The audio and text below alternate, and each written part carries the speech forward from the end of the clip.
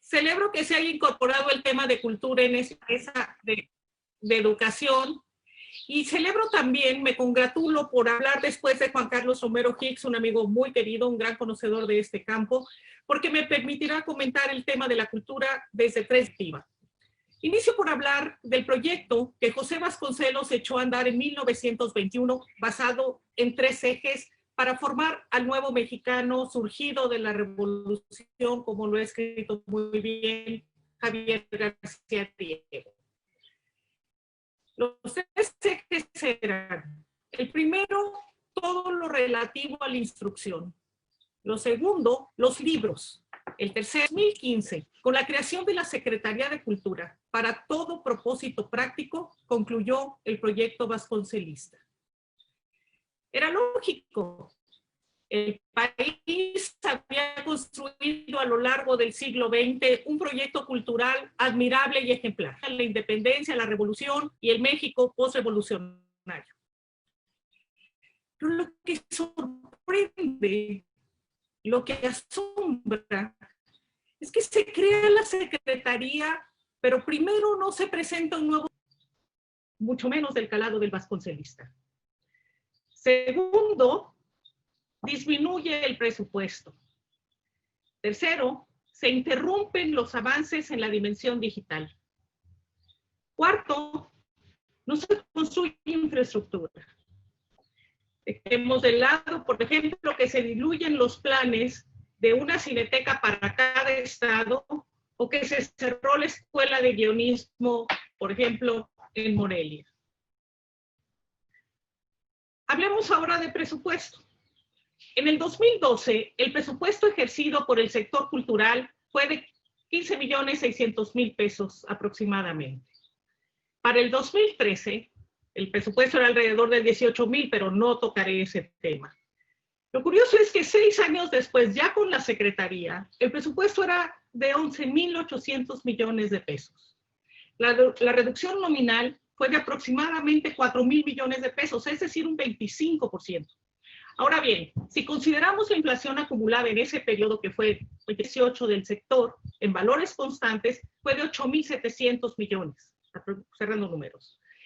Es decir, el presupuesto de cultura del 2018 fue inferior en casi 7.000 millones de pesos, es decir, un 44% respecto al 2012. En un sexenio se redujo en pesos constantes casi 45%. La cultura a la luz de la pandemia, lo coyuntural.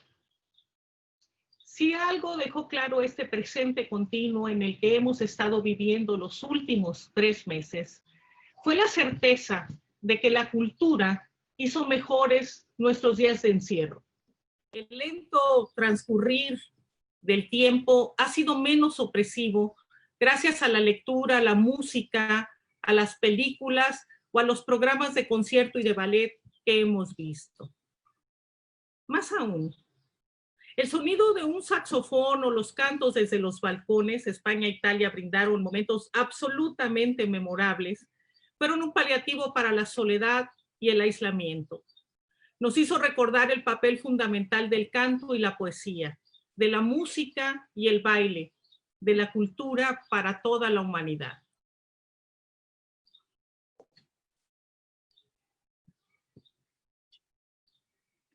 Ayer, mientras preparaba estas notas, leí el texto que me compartió Ramón Muñoz, un gran amigo, en el que la directora de la UNESCO, Audrey Azoulay, hablaba de que estamos observando una muerte momentánea de la cultura. El término me pareció contundente, una muerte momentánea de la cultura. Me pareció contundente y devastador. Lamentablemente no es impreciso. Pero es preciso señalarlo. Hay naciones que han resuelto de manera ejemplar el desafío que enfrenta la cultura frente al coronavirus. Uno de los países más elogiados, tanto por el manejo de la pandemia como por su propuesta ante el sector creativo, artístico y cultural, es Alemania, que incluyó a la cultura entre los bienes de primera necesidad. Bajo la premisa de que la cultura no es un lujo, destinaron 120.000 millones de euros para sostenimiento del empleo y una línea de liquidez ilimitada a la que podrán acceder desde grandes teatros hasta pymes y profesionales afectados por la cuarentena. En efecto, la cultura no es un lujo. La cultura es un motor de desarrollo económico. México es una potencia cultural mundial y la cultura es una de las alternativas más generosas y viables de desarrollo económico, de generación de capital simbólico. Hay que ver lo que genera la apertura de un museo, de una librería o una biblioteca en cualquier ciudad o colonia. El fenómeno del turismo cultural del Festival Internacional Cervantino en Guanajuato, que Juan Carlos conoce muy bien. El público masivo que atrae la Feria Internacional del Libro de Guadalajara o la Feria del Palacio de Minería. O la emoción que despierta escuchar a Javier Camarena, el teatro de Sabina Berman, las novelas de Elena Poniatowska de Guillermo Arriaga, la música de Arturo Márquez, el cine de Guillermo del Toro, contemplar bailar a Isaac Hernández o Elisa Carrillo, mientras Alondra de la Parra dirige la orquesta. En México, por cierto, es digno de reconocer el esfuerzo de los estados de Chihuahua y Jalisco al diseñar estímulos y programas para la cultura en estos tiempos de emergencia. Más allá de los presupuestos, más allá de los diseños institucionales, más allá de proyectos políticos, la reflexión que se impone es que como sociedad debemos asumir la responsabilidad de cuidar de nuestro formidable patrimonio, zonas arqueológicas, museos, nuestros artistas y creadores, de los trabajadores de la cultura y de los presupuestos. Porque al cuidarlos, estamos cuidando nuestra memoria y nuestra identidad. Estamos cuidando nuestro futuro. Ese que la posnormalidad que cada día aparece más difusa puede poner en riesgo. Estamos obligados a pensar con la grandeza que lo hicieron nuestros antepasados para ser dignos de nuestro futuro. Debemos además atender la posibilidad digital que se impuso en estos tiempos de sana distancia. Pensar en establecer bibliotecas para débiles visuales y un programa paulatino de escuela de arte incluyentes en todo el país. Es preciso reconocer también los avances de todo lo que hemos logrado.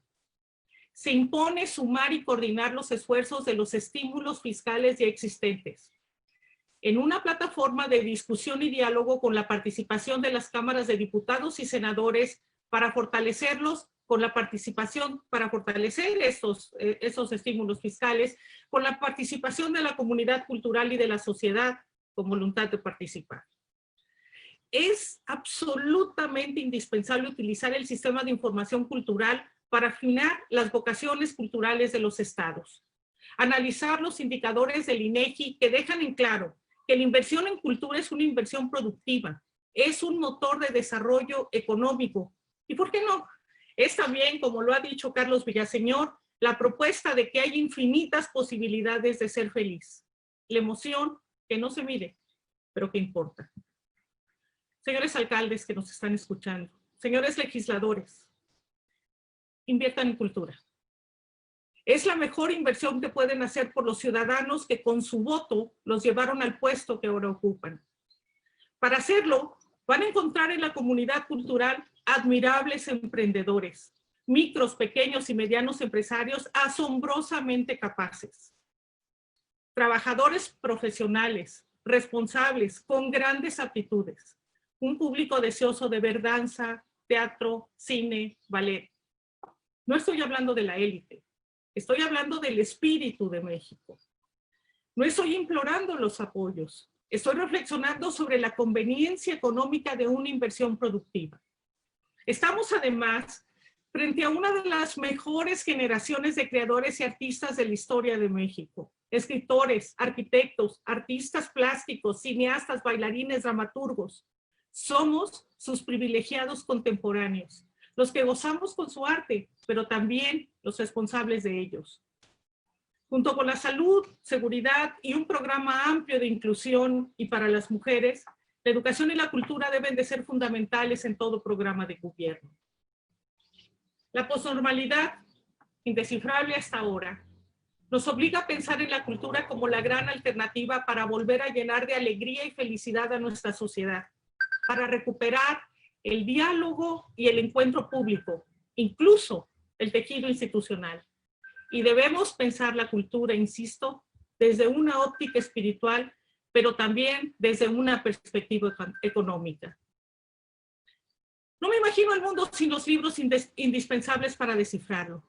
Tampoco concibo mi vida sin asistir a conciertos o a museos, o sin música o sin teatro, pero estoy segura que tampoco ustedes la conciben así. Muchas gracias por la invitación y por escucharme.